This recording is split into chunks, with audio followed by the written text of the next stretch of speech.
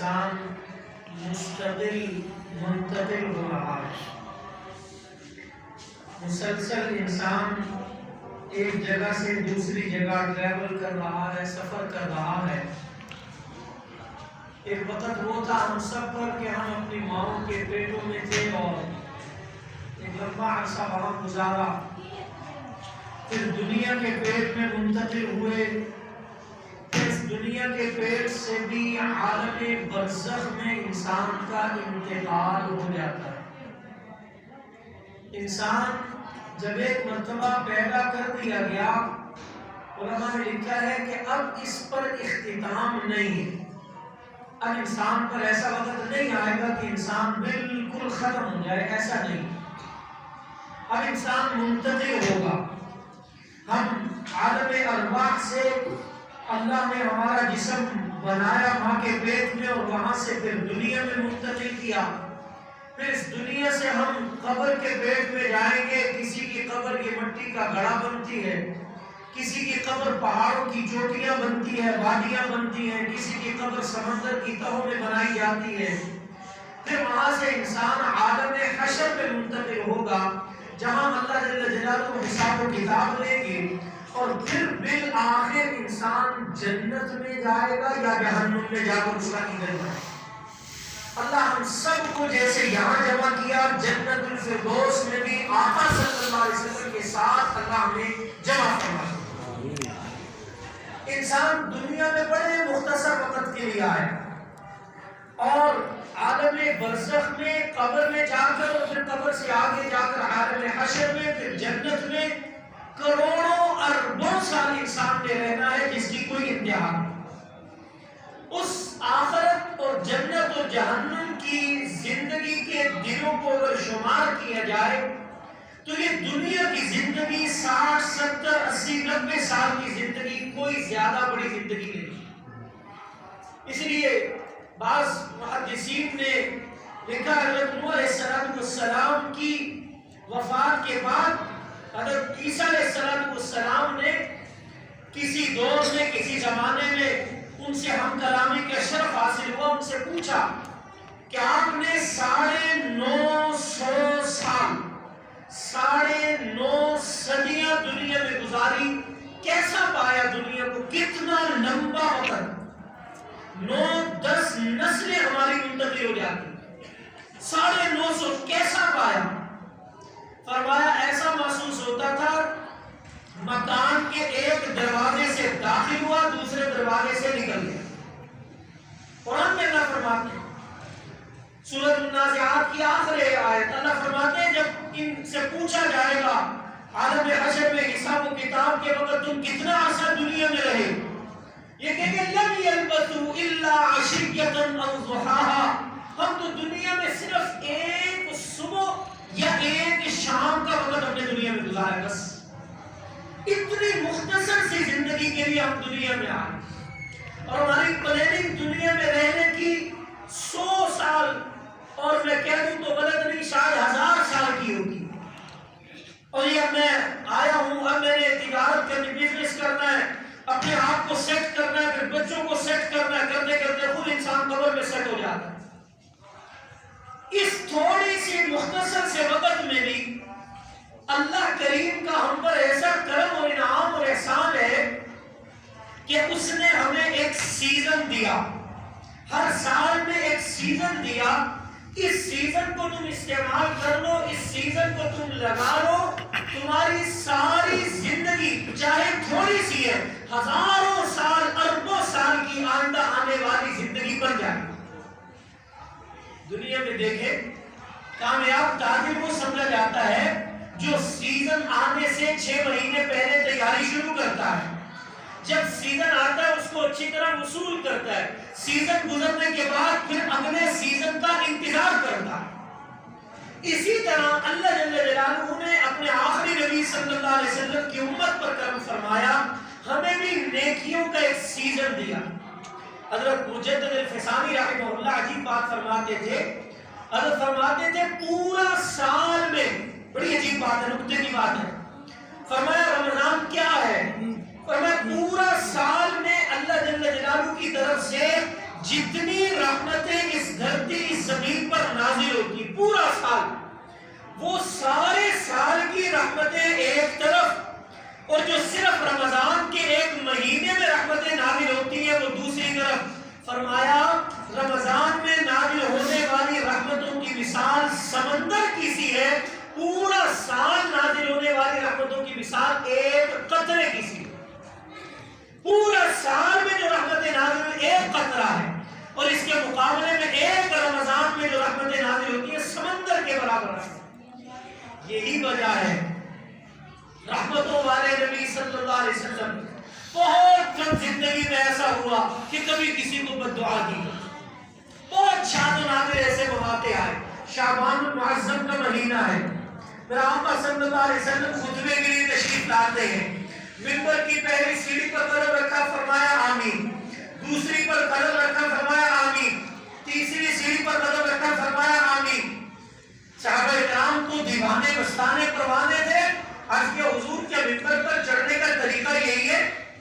جب کوئی آج خاص واقعہ پیش آیا، فرمایا جی ہاں میرے صحابہ آنے والا شعبان کی یہ بات ہے، فرمایا آنے والا جو رمضان کا مہینہ ہے، اس مہینے کے بارے میں اتنی اللہ کی رحمتیں، اتنی بخششیں، اتنی عنایات، گرے سے گرا پڑا انسان بھی اگر ذرا سی توجہ کرے اللہ کی رحمتیں حاصل کر سکتا. ذرا سا اللہ کو اپنی طرف دکھائے اللہ کی رحمت کا مستحق بن جاتا. اس مہینے میں بھی کہ جب سحری میں بھی اللہ کروڑوں لوگوں کی مغفرت کر رہے ہیں، افطاری میں بھی دعاؤں کی قبولیت کی بات ہو رہی ہے، تہجد میں بھی اللہ کہتے ہیں آؤ مجھ سے مانگو مسئلے حل کروا لو. اور سحری افطاری کے علاوہ روزہ دار کی منہ کی سمیل اللہ کو اتنی پسند ہے، روزہ دار کے لیے مچھلیاں دریاؤں میں دعائیں کر رہی ہیں. اتنے فضائل، اتنے اس کے اوپر اللہ کی طرف سے انعامات. عام دنوں میں ایک فرض بندہ ادا کرے تو رمضان کے مہینے کے اندر ایک فرض کا ثواب 70 فرضوں کے برابر. عام دنوں میں انسان نفل کام کرے اس کا ثواب نفلی کام کے برابر ہے. رمضان میں نفل عبادت کرے فرضوں کے برابر اللہ ثواب عطا فرمائے. اتنی اس کی رحمت بڑھ جاتی ہے. فرمایا اس رحمت اور کرم والے مہینے میں بھی اگر کوئی شخص بد نصیب رہا، اس مہینے کو وصول نہ کر سکا، اس سیزن کو وصول نہ کیا، وہ بڑا ہی بد نصیب ہے، وہ ہلاک ہو جائے.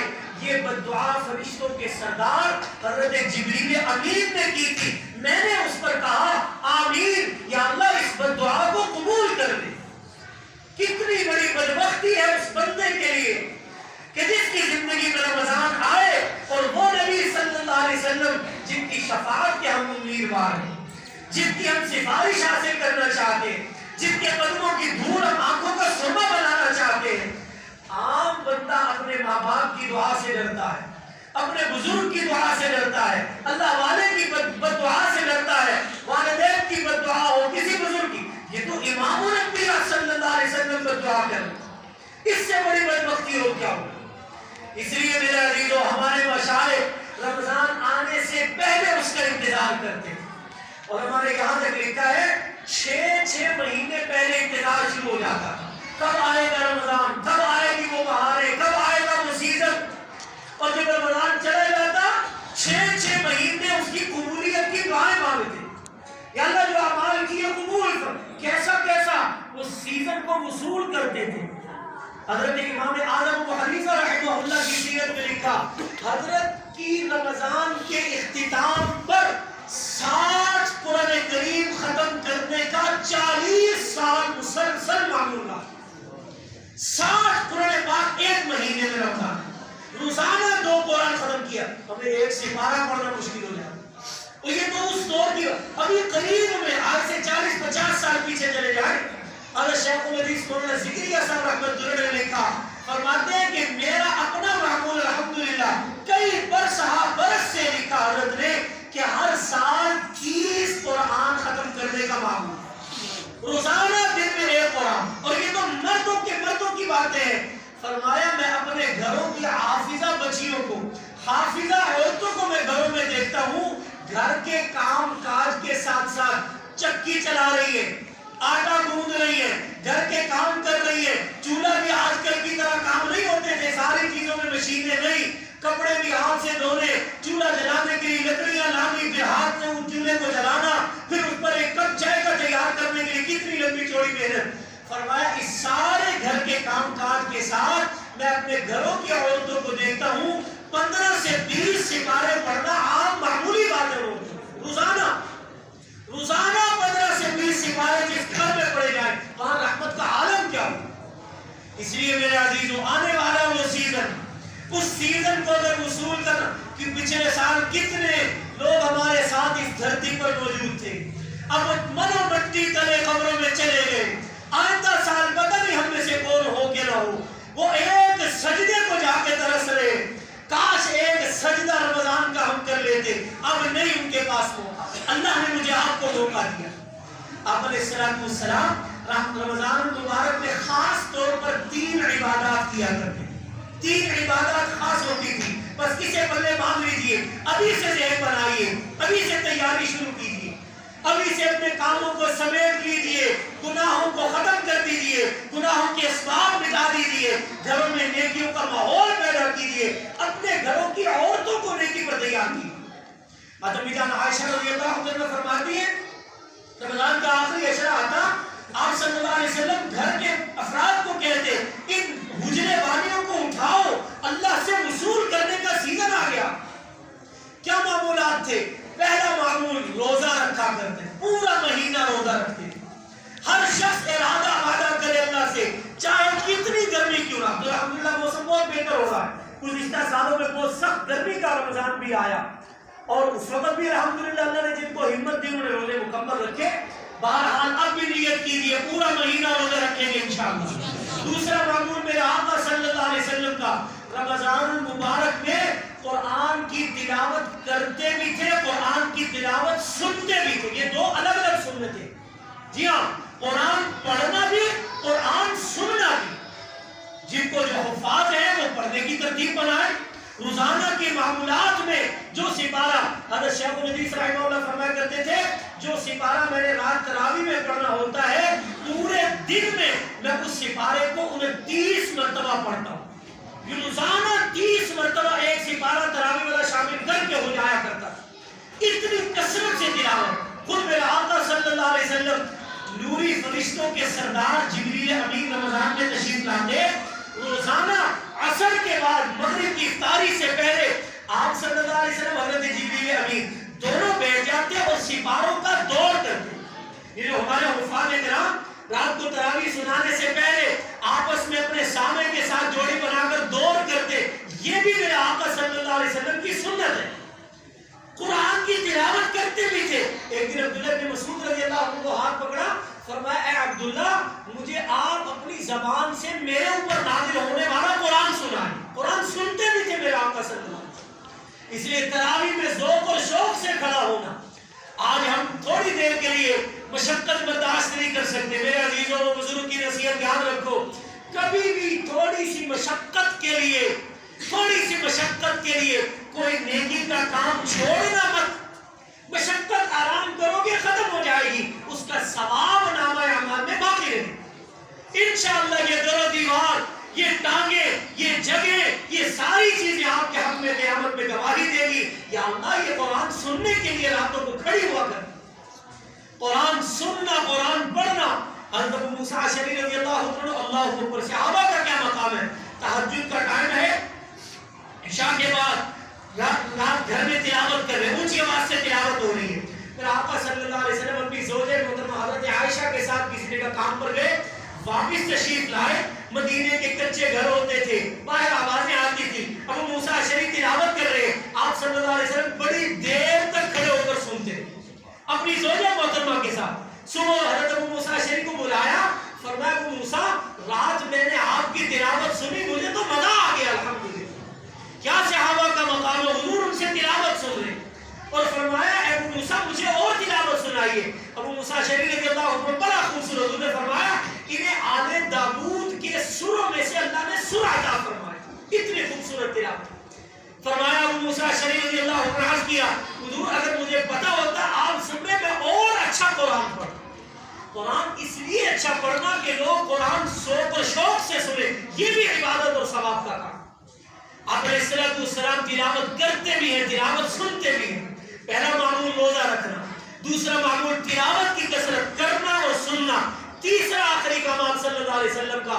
حضرت عائشہ رضی اللہ عنہا فرماتی ہے آپ صلی اللہ علیہ وسلم اتنی کثرت سے صدقہ خیرات رمضان میں کرتے تھے، باقی پورا سال اتنی کثرت سے نہیں ہوتا تھا۔ الریح المرسلہ، جیسے تیز ہوا چلتی ہے، کوئی آنے والا سائل خالی ہاتھ واپس نہیں جاتا تھا۔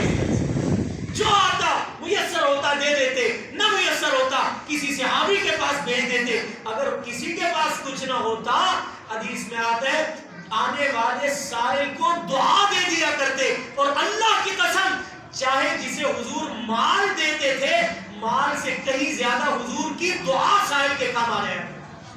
یہ میرے آقا صلی اللہ علیہ وسلم کے 3 معمولات تھے: روزہ رکھنا، نمبر 2 قرآن پڑھنا اور قرآن سننا تراویح کے اندر، نمبر 3 کوشش کر کے جتنی ہمت اور طاقت ہو سکے زیادہ سے زیادہ کثرت کے ساتھ صدقہ خیرات کرنا۔ اللہ مجھے آپ کو اس آنے والے عبادت کے سیزن رمضان کو مکمل وصول کرنے کی توفیق عطا فرمائے، اس کے مکمل آداب کا خیال رکھنے کی توفیق عطا فرمائے۔ تو آخر دعوانا